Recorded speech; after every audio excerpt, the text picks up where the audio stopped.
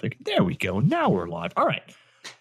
Thank you, everyone, for joining us today in our discussion around early detection and response and enhancing endpoint security. Today, I have Mr. Dylan Hutchinson without an N, right? That's the one. Here to impart all his wisdom on us. So, Dylan, tell me a little bit about yourself and what do you do? Yeah. Well, Roddy, thank you very much for having me. So I've been in cyber my entire life. My dad was a CISO growing up. So I spent a lot of my childhood running around hospitals and data centers with him. And then got my start in security by doing a little bit of penetration testing, getting into that. Realized I really hated writing reports, and I was way too much of an extrovert. So got into the sales side on the business development side, and got my start at an MDR provider based out of Indianapolis, Indiana. I was there for a little over 5 years, and then just 2 years ago, joined Shield Cyber to build out the channel program. Nice, nice. I like how you said, spent my time in putting around hospitals and data centers or whatever. It's like, that's a childhood, right? Like, Dude, that's a fun experience. yeah, every day was take your kid to work day. Uh, Small hands, they can reach between the server racks. Like, 1 U of space is all you need for a little hand, right? Yeah, I mean, there's got to be some sort of child labor laws, but I can guarantee everybody I did not access any PHI, nothing like that. I feel like I have to give that disclaimer. If you don't know it's PHI, is it still an incident? I think that's the philosophical question here. Ignorance is Anyway. bliss. That's what I got to say. All right, let's give you a warm-up question today. So all of my warm-up questions have been food related so far. So Love it. Matt answered the question of whether or not pineapple goes on pizza. Um, Katie answered the question of whether or not peanut butter jelly sandwich, the peanut butter goes on the top slice or the bottom slice. Age-old debate. So yours is going to be if you could give up chocolate or cheese, which one would you give up for the rest of your life? I'm giving up chocolate. Yeah, it's not even a real debate. I love cheese, but I'm also a much more like savory person. I That's got you. So yeah, I mean, you could tell me that I had to give up sweets for the rest of my life, but I love cheese. So yeah, I'm sticking with cheese through and through. Oh, I absolutely love it, right? Like, I don't know how to answer that because, like, I'm more I'm more of a sweets person. Like, I'm more Skittles. Like, I like Skittles. Like, if you gotta, like, bribe me, it's Skittles. I do love Skittles. Yep, you are right there. Anyway, all right, let's get to the topic today. Talking about early detection response, right? Left of boom, more prevention and identify than anything else, right? So, like, what's the importance of having insight and having visibility and having that early detection when we're talking about like pre-incident or even incident prevention, or I should say breach prevention, because like at this point it's an incident, but it hasn't become like a breach yet. So like Sure. we're in that almost boom area, right? Like what's the importance there? Yeah, so it's important to get ahead of it before it does become that boom, because if you do wait until after the boom, the whole incident response coordination becomes almost like that, oh shoot, there's a fire. Where do we even start?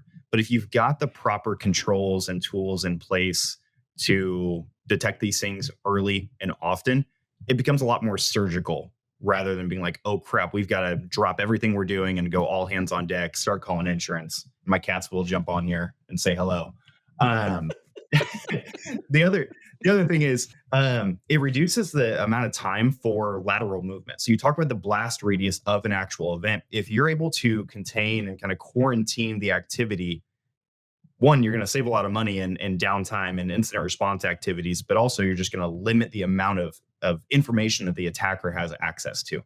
And then lastly, like dwell time is a real thing for threat actors. We see it all the time where they'll sit in environments for weeks, months, years, and some extreme cases. You're talking about some of the nation state attacks. But if you're able to reduce that dwell time, it's less backdoors are able to play into the environment, and just more visibility you have into the overall network. Yeah. And that goes a little bit into like having the proper like tools and processes and people in place, right? Because you have the best tools in the world, but like if you don't have the right support services, or if you don't have a great process around how do we handle these alerts, or can we handle these alerts in a timely manner, it can get a lot worse, right? Or it can become worse, I should say. Yeah. Yeah. Yeah. Yeah. I remember we were onboarding an oil field company at our MSP, and we threw our MDR agent on there. It was like within 24 hours, we were getting like cobalt strike beacons and interpreter hits and stuff. And I was like, what the hell is going on here? Right. And immediately our SOC calls us and there's like, hey, like we think this client's compromised. We're like, well, we just onboarded them like yesterday. And like we dug through with them, because they were like, man, the machine that we're seeing doing these attacks is not a machine that's in your system, right? It doesn't have an agent on it. I was like, that's weird. I'm pretty sure we touched most of them. Mhm. And like to come to find out, they had a Sonic Wall VPN appliance. They hadn't patched in like 3 years or something like that. Their old IT provider, and like it had been compromised. Like they were able to get access to it, and yeah, so like traditionally we would have never known that those types of attacks were going on until we found like the right product, the right tool, the right process, and the right people in place. Because like I'm sleeping at night, right? We didn't have a 24/7 internal at our MSP SOC or 24/7 help desk or whatever. So like I'm sleeping at night and all this stuff's going on. So like that's Right. another thing to think about too. It's like security doesn't stop, right? So how do you manage that? So I'm an MSP, right? I have 6 employees or 5 employees, right? Do I go and build my own SOC and put the money into it, or which way do I go? Do I go and look for a team, maybe a fractional SOC or whatever, or hosted SOC or third party, right, to manage it for me? Sure. So I do want to get one thing out Yeah, of sure. the way is as an MSP, you don't need to spend the millions of dollars on all the tools and whatever the case is and hire a dozen SOC analysts to start your threat hunting journey. You can do it with the tools already at your disposal with the team you already have. It's just about training them up on what are the kind of behaviors and actions you need to be looking for, and then augment that with your MDR provider, with your MSSP, XDR provider, whatever the acronym of the week is. So I want to start there, but I'm also 100% biased. I came from an MDR provider. I work with a lot of MDR providers. I think they are worth their weight in gold, especially the good ones in the space for a couple of reasons. One, because you talk about the financial side of it. The money you're going to pay them is significantly less than the money it's going to cost you to build the SOC internally, continuously, worry about the revolving door of security analysts. Like once you train up a security analyst, especially in the world of like true SOC and threat hunting, they're going to get a job offer from some massive organization for double what you can pay them, right? So I would heavily suggest partnering with and working with a really good MDR provider that also gives you, as the MSP, access to the tools and kind of behind the door of what are they seeing. Can they kind of train you and almost co-manage this SOC with you? Yeah, that's part of it, right? Like I think sometimes we tend to we're very technical people, right? And we tend to be like, we can do this, right? It's just stuff I'm familiar with, but like it's the nuance of it all, right? Like I hate to use the cliche phrase like you don't know what you don't know, but I think that's part of it, right? And we see the terms, like you said, the terms getting thrown around, XDR, MSSP, or whatever. And you see people calling themselves MSSPs without the capabilities, and like it's clouding the market a little bit. So like, how do you? This is a question I posed the other day in one of the Signal groups or something. It's like, how do you cut through the marketing noise and security, right? Like what is and how do I position my security offering without it being too much marketing fluff, right? And how do you do that? So how do you cut through it? Let's start with there. Oh boy. So No, nothing controversial. Let's talk yeah, I about was what's gonna the say I problem. gotta Yeah. gotta gotta think here. Now I really do think that when you are in the conversations with your customers, they're gonna say, "Hey, I'm getting hit up by Joe Schmo MSSP down the road." This is where you, as an MSP, your actions are going to speak a whole lot louder than the marketing words on your website. Now, it's a whole different story when you're talking about going out, revamping your website, getting that new business. But when you're talking to your existing customers, being able to articulate, "Hey, here's the security program that we've built for you. If you go match that one to one with Joe Schmo MSSP, odds are it's going to look a little bit of the same. They're just doing a little bit more marketing fluff and charging you 3 times more per user, right? Which we're also happy to do that. Um, but that's where I would start is having the conversation with your customer of saying, here's everything we're doing for you inside of our, you can even call it like a managed security stack or managed security services inside of our MSP. Um, I'm very much a non-marketing person. I know less than nothing about marketing. So you talk to me about the SEO of becoming an MSSP, blah blah blah blah blah. I'm not your guy for that. Very much a straight shooter with the customers. I'll tell you exactly what we can do and what we can't do. Yeah, for sure, for sure. All right, pivoting a little bit, right? The word attack surface management gets thrown around a lot, but I don't know if we fully utilize what it fully is, right? Can you talk a little bit about attack surface management, and then we'll delve a little bit into like how can MSPs leverage this in their security program? So let's start off with like what is attack surface management? Like, Yeah. what do we do? What So does it involve? yeah, so to narrow it down to like, the one sentence of what is attack surface management, it's a clear view of what you have in your environment. At the end of the day, what you can't see, you can't protect. You talked about some of those unauthorized assets that when you were onboarding a customer, you have no idea what's connected to the environment outside of what's in your RMM, which doesn't give a full picture. You think about who plugged in a smart toaster, after Black Friday. We're sitting here right around Prime Day, It like is. who bought all It the is. I was gonna say it is Prime Day right now. You never know what's gonna pop up. Yeah, exactly. So attack surface management, it gives you that full picture of what is in your environment, and not just on like the hardware assets, but also what software do you have in your environment, what applications are connected into Entra, those kinds of things. So one thing that we're seeing now, like in the penetration testing side, is the use of malicious enterprise applications named like, hey, here's this fancy AI tool that's going to help you, um, you know, categorize your meetings or categorize your emails faster. And, Sally from accounting is like, that sounds great. I want that really bad. But what Sally doesn't do is go down into that fine print and say, what am I actually granting this application, permissions to do? Odds are it's, a huge amount of permissions inside of Entra that they've got full read write. Um, the other thing with attack surface management is it kind of parodies in with vulnerability management. So it enables you to patch those known exploited vulnerabilities that'll, really kind of help prevent the sprawl across your endpoints and across your network. Um, and true attack surface management for an MSP is, kind of looking at your network through the lens of an attacker. And it really does help you prioritize the risks and what you need to patch or remediate. Yeah, I mean, I think you nailed it. You said if you can't identify, you can't do anything else, right? We look at the NIST Mhm. cybersecurity framework, right? Like the first pillar is identify, Yeah. right? Like you identify your assets. So identify your people or your physical assets, your hardware or your software inventories or whatever. Because like the next part is protect, and you can't protect what you can't identify.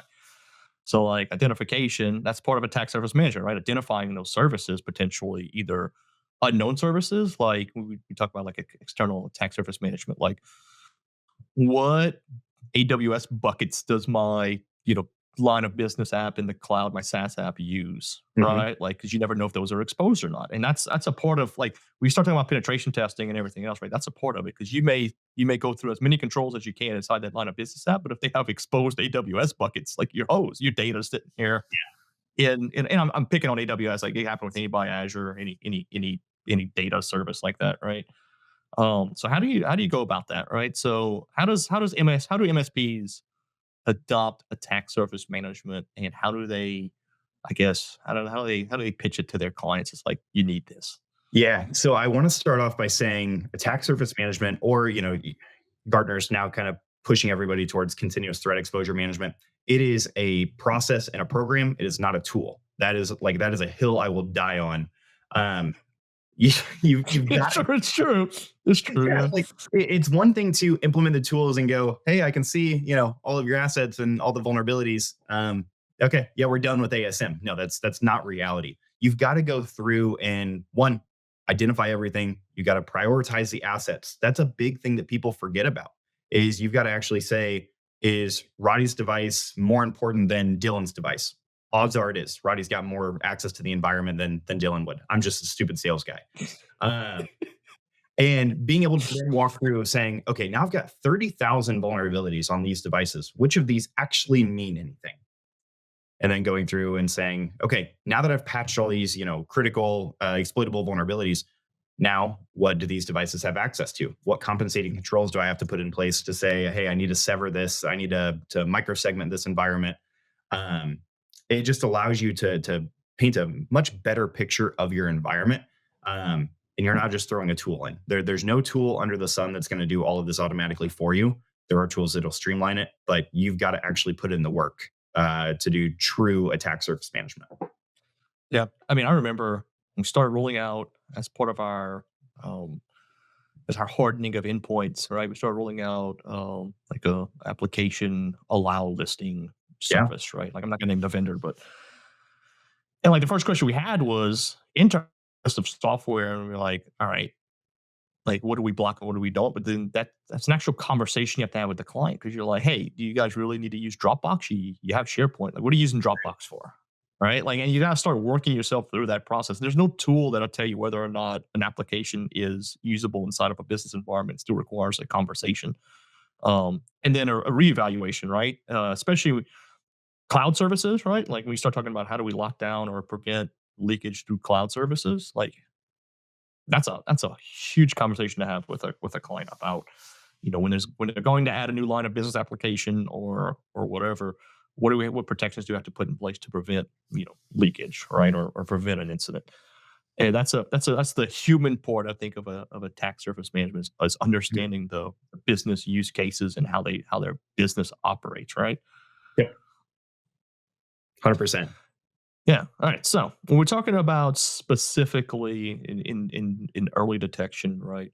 Like what features are we looking for in products, right? And I know we said this isn't a product specific thing, but like, Yeah. there's so many vulnerability management tools out there. There's so many pen testing tools, which are just fancy, fancy vulnerability management systems, right? So, like, what are we looking for? Like, what are your, I don't know, what are your top three features? Like, they don't have this, I'm not buying it. Oh, that's a great question considering I'm at one. No, I mean, with all of these, and I will say, like all the tools that I've seen in the MSP space around like vulnerability management, attack surface management, they're all great. They're all phenomenal. There's legitimate, and I can say this truthfully, like there's not one that I see in the space that I go, that is just like vaporware. That sucks. There's not one. I haven't seen it at least. I'd love to be sent some that I can then laugh at and send in my team's channels. But no, so when you talk about in kind of the role we play as vulnerability management, our job is to take work off of your plate as the MSP, not put more work on. So like I can talk, as an ex Nessus user, and I guess I probably shouldn't That's shouldn't fine. show the tools and whatnot. As an ex, traditional vulnerability management tool user, you scan an environment, you put an appliance on the network, and go, okay, run the scan, run the authenticated scan. You come back with 40,000 vulnerabilities. 90% of those have little to no risk associated with them, and you're like, where do I even start? I can't possibly send this to my customer and say we did a vuln scan. They're not going to care. So being able to go in and actually prioritize those vulnerabilities based on risk and impact to the organization. Also, maybe we have a plan, a Windows server that we can't patch for 3 more months. I don't want to keep slapping my customer in the face and saying, hey, we need to patch this, need to patch this, need to patch this, because it makes me look bad. So your vulnerability management or attack surface management tool or partner should be able to be flexible with your program. They should help you build a program, not pigeonhole you into theirs. Yeah, I remember, you know, God, what year is it? It's 2025. So I'd say 8 to 10 years ago, when we were evaluating vulnerability management systems, and they were all virtual appliances, right? Like you put a Yep. virtual appliance on a network, it was a Ubuntu or whatever, Red Hat box or whatever, and it would do its stuff. But then like COVID hits, and you have all these remote workers, or we started developing like more remote workforces, and like that virtual appliance sitting on a network doesn't really do the task anymore. So like, Right. how do you feel like agent based is like a is that a necessity nowadays, or do Oh, you yeah. feel it's like it's based on right, like your environment? Yeah, you have to. You've got to be agent based today, and I'll talk about ASM, and then I'll kind of pivot this to MDR, being able to speak on both sides and kind of marrying the two together. So yeah, you're right. 8 to 10 years ago, it was all about protect the network, protect the network. You've got to do the authenticated scan across the environment, look for those rogue assets and configurations. And I still think there is value in that appliance based scan. You should be doing both because it gives you that ability to look for those smart toasters after Prime Day. An agent based solution is not going to do that out of the box because that's not going to be in your RMM. That is a shadow IT device that you do not know that exists. So you've got to do both, in my opinion, to do like proper attack surface management. But then going back to the MDR side, again, 2018 and before, it was protect the network, protect the network. Yes, if you can get some log traffic in like O365 or Google Workspace, or insert your SaaS application, if you can grab some logs from that, you're pretty good. And you don't really need true EDR. Everybody works in the office, so all the traffic's routing through there. Post COVID, that is completely flipped on its head. Now it is all about protecting the endpoint, protect the users. Now you've really got to have good logging inside of your O365 or your different identity service providers. And then if you can and you've got the budget for it, you still maybe have a data center that a bunch of traffic routes through. That's where you can get into that like network security monitoring, that network traffic analysis. Um, but yeah, again, the entire approach to MDR has changed over the past 5 years. Yeah, it's been a challenge. We were talking about that. Did a article with some like it was an HR human resources publication, and they were talking about the challenges with remote workforce, and I was like, most people still don't get it. I think they still think like we throw a endpoint agent or something on a workstation and we're good. But I'm like, yeah, but what about the environment that it's in that you can't control? Yep. Right. Like here, here in my home office, right? Like I have a dedicated Wi-Fi, SSID I connect to, like nothing else is on it, but like my work computer, and like kids' devices are on their own because they do wild things. Like my thermostat, it's on its own, but like the majority of people aren't doing that, right? They Yeah. have their whatever their ISP gave them as their Wi-Fi with the sticker on the back that still has that code, and they're using that as their password, and that's it. Everything's on one network. And you can't control that, so it becomes a challenge with remote workforces in helping control that environment, and that goes into like SASE and ZTNA and everything else. But like getting back to the early detection piece, so like an incident happens on a workstation Mhm. at a remote office or a home office, like how do you handle it? Do you handle it the same way you'd handle one internally? Or do you handle it differently now with a remote workforce? It's a great question. So I do want to go back to left of boom, then I'll get into how you actually handle the incident. So Sure. the first thing you need to establish is like what is normal behavior for my users. And that's regardless of them working in the office, or that Dylan works at Starbucks, or whatever the case is. You got to realize, or you got to recognize, what systems or files or websites does Dylan normally go to? And then does Dylan normally travel to Russia and connect back within 6 hours of being in Louisville, Kentucky? Probably not. So that's the first thing. Establishing what is true normal within your environment and working with your MDR provider or your internal team to say, we need to be able to raise red flags if this doesn't happen, or if abnormal activity does happen. So you get into the idea of incident response. Okay, so I would say, and I'd love to hear some opinions of incident responders, to kind of see how their day in the life has changed post COVID. Really into the remote workforce. I can tell you, it's, in my opinion, a lot of the same. You're still looking for, in a business email compromise scenario, you're looking for tax sprawl. You're looking, what did they access inside of O365? Were they able to elevate and laterally move within the environment? Ultimately, what do they have access to? So, but yeah, the approach has changed because you've got to think, now not everybody's locked down inside of the network. You've got to think, what could they have accessed externally? Again, getting into that kind of attack surface management kind of mentality. Yeah, for sure. I didn't notice. we're almost at 25 minutes, which is my cutoff time, Dylan. Oh, Like we've been yeah. So I told you, time flies. I know. In these. All right. So to wrap up, and again, thank you for coming on Yeah. and sharing some insight with you. It's always a pleasure talking with you, and I hope to see you out on the road somewhere. Um, but if someone wants to continue the conversation with you, what's the best way they can reach out to you? Basically throw a message in the air and I'll catch it. So yeah, you can hit me up on LinkedIn, Dylan Hutchinson. I'm on all the Discords, all the Slacks. Basically, you throw a message in the bottle in the ocean, it'll somehow end up in Louisville, Kentucky. Um, but yeah, LinkedIn's the best. All right. Well, I appreciate you, Dylan, not only as a person to look up to in the space who's got their pulse on the cybersecurity community, but also as a friend and someone I lean on for expertise. So I do appreciate you, and thank you for coming on today. I appreciate it, Roddy. All right. Thank you. Have a good one. Thanks. All right. Bye.